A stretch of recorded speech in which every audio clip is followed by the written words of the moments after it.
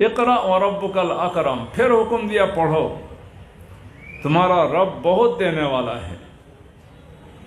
اور ہم میں سے بہت سارے ہیں جو پڑھتے پڑھتے بند کر دیا کہ بھائی 18-20 سال ہو گئے، اب کام پہ لگ گئے۔ بہت سے ہیں کہ کہتے ہیں کہ اب تو ہماری عمر ہی نہیں رہی، بچپنے میں بھی نہیں پڑھا اور اب بھی نہیں پڑھ رہے ہیں۔ تو بتائیے پھر یہ صبر ہے؟ یہ صبر ہے؟ نہیں۔ اللہ کے حکموں پر جمنے میں پہلا کام۔ اللہ کا دوسرا حکم کیا آیا تھا؟ بتائیے، پہلا حکم کیا؟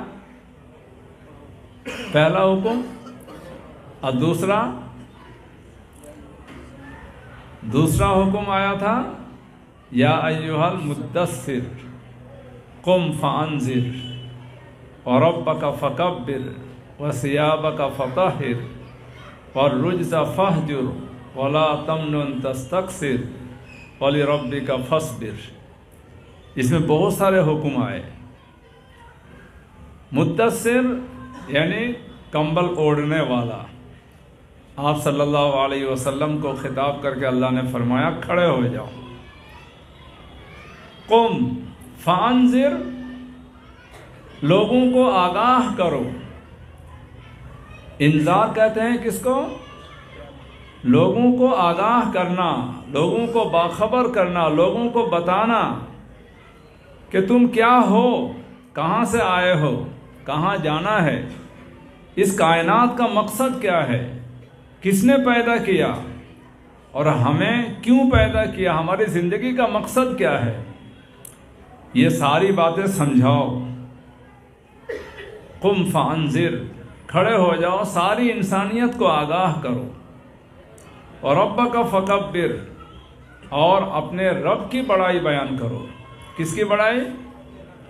ہم لوگ کس کی بڑائی بیان کرتے ہیں؟ کسی بھی مجلس میں جاتے ہیں تو کس کی بڑائی بیان کرتے ہیں؟ رشتہ داروں میں یا کوئی آپ کے یہاں آدمی آئے، اپنے باپ کی بڑائی بیان کرتے ہیں نا، اپنے خاندان کی، اپنے کاروبار کی، اپنے دکان کی، اپنے مال و دولت کا تعارف کراتے ہیں۔ لیکن یہ سب بے ایمانی ہے۔ یہ سب اللہ نے دیا ہے، مال بھی اللہ نے دیا ہے، خاندان بھی اللہ نے دیا ہے، اور آباء و اجداد کو بھی اللہ ہی نے پیدا کیا۔ تو اگر کسی کی بڑائی بیان کرنی ہے تو کس کی بڑائی بیان کرنی ہے؟ کتنے مرتبہ دن میں کتنا وقت ہم اللہ کی بڑائی بیان کرتے ہیں؟ جی بولو۔ صرف عربی زبان میں ہم سن لیتے ہیں اور کچھ بول لیتے ہیں۔ عربی زبان میں بولتے ہیں نا، کیا اللہ اکبر نہیں بولتے؟ کیا ترجمہ ہے اللہ اکبر کا؟ اللہ بہت بڑا ہے، اس کو تو عربی میں بول دیتے ہیں، ختم خلاص۔ لیکن جب اپنی دکان کی بات سمجھاتے ہیں تو عربی میں سمجھاتے ہیں؟ ہاں، عربی میں سمجھاتے ہیں؟ نہیں، وہ تو بالکل پیور انہی کی زبان میں جس کو سمجھانا ہے۔ تو اللہ کی بڑائی بھی اسی طرح بیان کرنی ہے جس طرح ہمارا سامنے والا سمجھے۔ رسول اللہ صلی اللہ علیہ وسلم کو یہ حکم دیا گیا وَرَبَّكَ فَكَبِّرْ، اپنے رب کی بڑائی بیان کرو۔ وَثِيَابَكَ فَطَهِّرْ، اپنے کپڑوں کو پاک رکھو۔ وَالرُّجْزَ فَاهْجُرْ، اور گندگیوں کو چھوڑو۔ وَلَا تَمْنُن تَسْتَكْثِرْ، اور زیادہ وصول کرنے کے لیے کسی پر احسان مت کرو۔ وَلِرَبِّكَ فَاصْبِرْ، اور اپنے رب کے لیے صبر کرو۔ پھر صبر کرنے کا حکم دے دیا اللہ نے۔ تو صبر کے اندر سب سے پہلا کام ہے الصبر علی الطاعات، اللہ کے اوامر پر جمنا، اللہ کے حکموں پر جمنا۔ اللہ کا پہلا حکم کیا ہے؟ جی پڑھو۔ دوسرا حکم کھڑے ہو جاؤ اور لوگوں کو آگاہ کرو۔ بتائیے ہمارے کرول باغ میں کتنے لوگ ہیں؟ ہاں بھائی انسان ہیں کہ نہیں یہاں؟ ایک گھنٹہ جام میں پھنس گئے ہم اسی گلی میں، اتنی بھیڑ ہے۔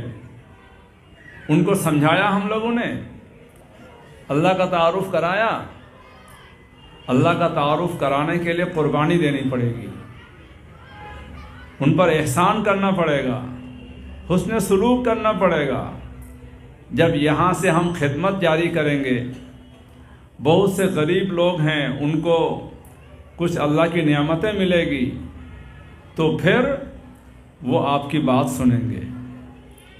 رسول اللہ صلی اللہ علیہ وسلم کو ایک دم حکم نہیں دیا گیا کہ رب اللہ کی بڑائی بیان کرو۔ اس حکم دینے سے پہلے جو 40 سال کی زندگی آپ کی گزری تھی، وہ لوگوں کی خدمت میں گزری تھی، خدمتوں کے اندر۔ جب یہ پہلی وحی آئی تھی، اقرا بسم ربک الذی خلق، تو آپ صلی اللہ علیہ وسلم بہت ڈر گئے تھے، اور گھر واپس آ کر خدیجہ رضی اللہ عنہا سے فرمایا کہ مجھے میرے اوپر کچھ کپڑا یا کمبل اوڑھا دو۔ اس کے بعد جب سکون ہوا، آپ نے فرمایا کہ مجھے تو بہت خطرہ محسوس ہو رہا ہے اپنے اوپر، اور ایسا لگتا ہے کہ میری جان نکل جائے گی۔ تو اس وقت اماں جان خدیجہ رضی اللہ عنہا نے جو تسلی دی، تو اس تسلی کے الفاظ کے ذریعے پتہ چلتا ہے کہ آپ صلی اللہ علیہ وسلم کا مشغلہ کیا تھا اب تک۔ اماں جان خدیجہ نے فرمایا کلا واللہ لا یخزیک اللہ ابدا انک لتصل الرحیم وتقری الضیف وتحمل الکل وتکسب المعدوم وتعین علی نوائب الحق۔ اماں جان خدیجہ نے کہا ہرگز نہیں، اللہ آپ کو رسوا نہیں کرے گا، اللہ کی قسم اللہ آپ کو رسوا نہیں کرے گا، اس لیے کہ آپ صلہ رحمی کرتے ہیں۔ صلہ رحمی کا مطلب یہ رشتوں کو جوڑنا۔ رشتہ دار جو ہوتے ہیں نا، چچا زاد بھائی، تایا، چچا، ہاں سب سے لڑائی رہتی ہے انہی سے، جو سب سے قریب تر ہیں، اور پھر پھوپھا، ماموں اور دیگر خالہ زاد بھائی، تو ذرا سی باتوں پر کسی بھی بات میں ناراضگی ہو جاتی ہے۔ تو رسول اللہ صلی اللہ علیہ وسلم ان کی اذیتوں کو برداشت کر کے ان کو جوڑتے تھے، ان کا اکرام کرتے تھے۔ انک لتصل الرحیم وتقری الضیف، اور آپ مہمان نوازی کرتے ہیں، مہمانوں کی خاطر کرتے ہیں۔ وتحمل الکل، لوگوں کا بوجھ اٹھاتے ہیں۔ لوگوں کا بوجھ اٹھانا، کوئی سامان لے جا رہا ہے آدمی، تانگا ہے، بگی ہے، وہ کھینچ نہیں پا رہا ہے، آپ نے کچھ آگے بڑھا دیا۔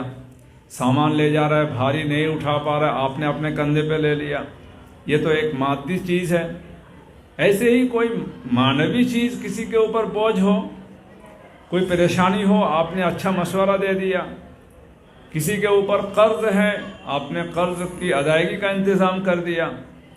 یہ رسول اللہ صلی اللہ علیہ وسلم کے اخلاق تھے کہ آپ لوگوں کا بوجھ اٹھاتے ہیں۔ وَتُكْسِبُ الْمَعْدُومَ، اور جو لوگ کمانے سے عاجز ہیں ان کو آپ کما کر دیتے ہیں۔ وَتُعِينُ عَلَى نَوَائِبِ الْحَقِّ، اور جو مصیبت زدہ ہیں، اللہ کی طرف سے جو پریشانیاں آتی ہیں، جو آفت آتی ہیں، ان آفتوں کے اندر جو لوگ آفت زدہ ہوتے ہیں ان کی آپ اعانت کرتے ہیں۔ بتائیے یہ سارے کام کیسے ہیں؟ اگر ہم سے پوچھا جائے کہ سب سے بڑا کام کیا ہے، آپ کیا بتائیں گے؟ وہی بتائیں گے جو ابھی بتایا تھا۔ سب سے پہلا حکم کیا ہے؟ آپ نے کیا بتایا تھا؟ نماز۔ اور رسول اللہ صلی اللہ علیہ وسلم کو جو تیار کیا گیا، آپ کی جو تربیت دی گئی، تو وہ کس طرح سے؟ خدمت خلق کے ذریعے سے۔ مخلوق کی خدمت کے ذریعے سے۔ اس کے بعد حکم آیا اقرا، پڑھو۔ پھر حکم آیا کہ کھڑے ہو جاؤ، لوگوں کو ڈراؤ، اللہ کی بڑائی بیان کرو، اور اپنے دامن صاف رکھو، گندگیوں کو چھوڑو، زیادہ وصول کرنے کے لیے کسی پر احسان نہ کرو، اپنے رب کے لیے صبر کرو۔ تو ان تمام حکموں پر جمنا یہ صبر ہے۔